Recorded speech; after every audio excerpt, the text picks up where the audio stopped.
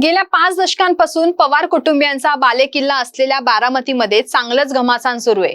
बारामतीमध्ये लोकसभा निवडणुकीत पवार कुटुंबात महामुकाबला रंगला होता। या निवडणुकीमध्ये सुप्रिया सुळे यांनी उपमुख्यमंत्री अजित पवार यांच्या पत्नी सुनेत्रा पवार यांचा दारुण पराभव केला होता।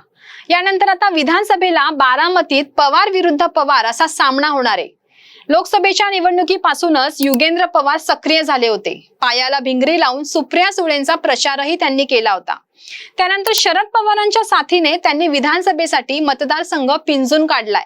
त्यामुळे आता बारामतीत काका पुतण्याच्या नव्या संघर्षाला सुरुवात होणार आहे। पण बारामतीत अजित पवारांना आव्हान देणारे युगेंद्र पवार नक्की आहेत तरी कोण? त्यांची मतदारसंघात ताकद किती आहे? त्यामुळे पुन्हा एकदा काका विरुद्ध पुतण्या या लढतीत कोण बाजी मारणार पाहूयात या व्हिडिओच्या माध्यमातून। नमस्कार, मी रुपाली गोरडे, आपण पाहत आहात आपलं आवडतं न्यूज पोर्टल टाइम महाराष्ट्र। एकच वादा आणि अजित दादा ही घोषणा गेल्या 35 वर्षापासून बारामतीत घुमतेय। 1990 पासून अजित पवार सातत्याने बारामतीतून निवडूनही येत आहेत। ही त्यांची 7वी निवडणूक आहे। गेल्या काही वर्षात बारामतीत अजित पवारांना टक्कर देण्याचा अनेकांनी प्रयत्न केला, पण प्रत्येक वेळी दादा विरोधकांना पुरून उरले। गेल्या काही वर्षात त्यांचा बारामतीत प्रचंड दबदबा वाढलाय। मतदारसंघात केलेली विकास कामं पाहता ते खऱ्या अर्थानं बारामतीचे दादा ठरलेत, हे आता आपल्याला मान्य करावेच लागेल। पक्षफूट आणि त्यानंतर झालेल्या लोकसभा निवडणुकीनंतर आता बारामतीत दादा बदलण्याची चर्चा सुरू आहे। वादा तोच दादा नवा अशी नवीन घोषणा बारामतीत दिली जाते आणि हे नवे दादा दुसरे तिसरे कोणी नसून अजित पवारांचे पुतणे युगेंद्र पवार हेच आहेत। बारामती विधानसभा मतदारसंघातून त्यांना आता तिकीट जाहीर करण्यात आलंय। खरं तर एकीकडे अजित पवार गेल्या काही दिवसांपासून आपण बारामती लढणार नाही असं म्हणत होते, पण त्यांना बारामतीचं तिकीट जाहीर झालं आणि त्यानंतर शरद पवार काय करणार याची चर्चा सुरू झाली। कदाचित शरद पवार बारामतीतून दादांच्या विरोधात उमेदवार देणार नाही असंही बोललं गेलं होतं, पण या सगळ्या शक्यता टाळत त्यांनी युगेंद्र पवारांना तिकीट जाहीर केलंय। 4-5 महिन्यांपूर्वी युगेंद्र पवार कोण आहे हा जर प्रश्न विचारला असता तर बऱ्याच जणांना याचं उत्तरही देता आलं नसतं। 32 वर्षीय युगेंद्र पवार हे शरद पवार यांचे नातू आणि अजित पवार यांचे बंधू श्रीनिवास पवार यांचे पुत्र आहेत। पण आता विधानसभेसाठी त्यांना थेट तिकीट मिळालंय। लोकसभा निवडणुकीच्या तारखा जाहीर झाल्यापासून त्यांचा राजकारणात उदय झाला असंही म्हणता येईल।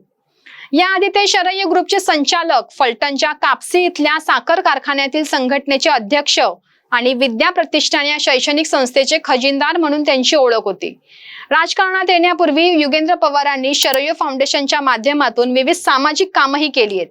गेल्या काही महिन्यात बारामतीतल्या अनेक गावांना दुष्काळाची झळ बसली होती आणि त्या दुष्काळग्रस्त गावांना मोफत पाणी पुरवठा करण्याचं काम युगेंद्र पवारांनी केलंय। मधल्या काळात वादळी वाऱ्यांमुळे बारामतीतल्या अनेक घरांची पडझड झाली होती आणि ती पुन्हा उभी करण्यासाठी युगेंद्र पवार यांनी मदत केली। युगेंद्र पवार यांनी बोस्टन मधील नॉर्थ ईस्टर्न युनिव्हर्सिटीतून बिझनेस ऍडमिनिस्ट्रेशन मध्ये बॅचलरची पदवी घेतली आहे आणि त्यांनी त्यांच्या वडिलांचा व्यवसाय यशस्वीपणे सांभाळला आणि तो मोठाही केला।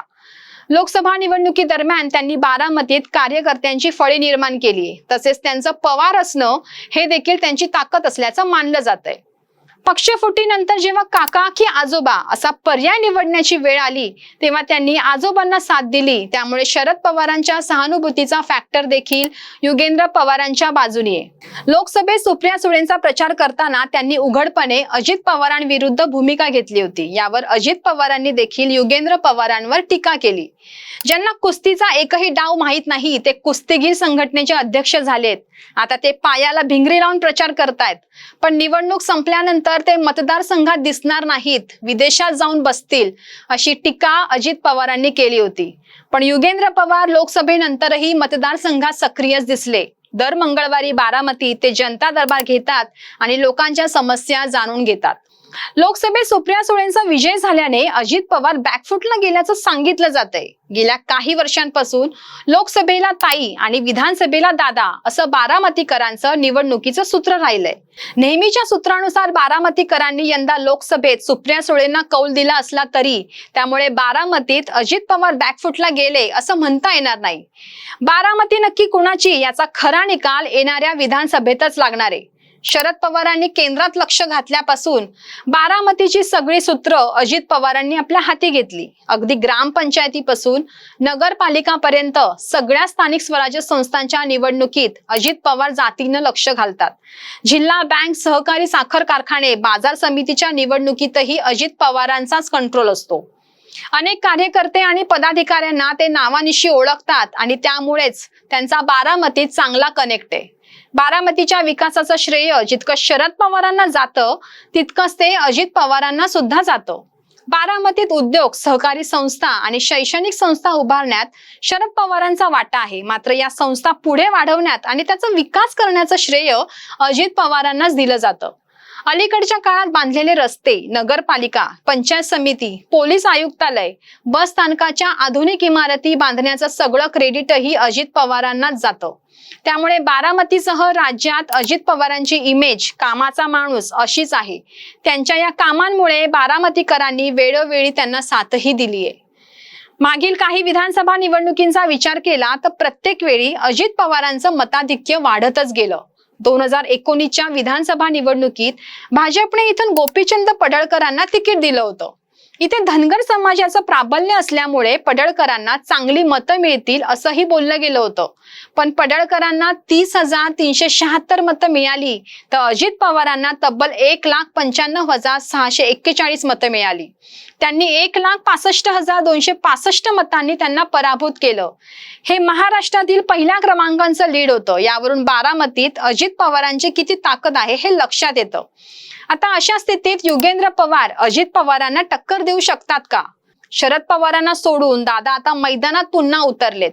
बारामतीचा सामना ते जिंकणार की योगेंद्र पवार काकांना हरवणार? बारामतीच्या या काका पुतण्याच्या नव्या फाईट बद्दल तुम्हाला काय वाटतं हे कमेंट्स करून आम्हाला नक्की सांगा. आणि हा व्हिडिओ आवडला असेल तर लाईक करून शेअर करायला विसरू नका आणि टाइम महाराष्ट्राला सबस्क्राईब करा. धन्यवाद.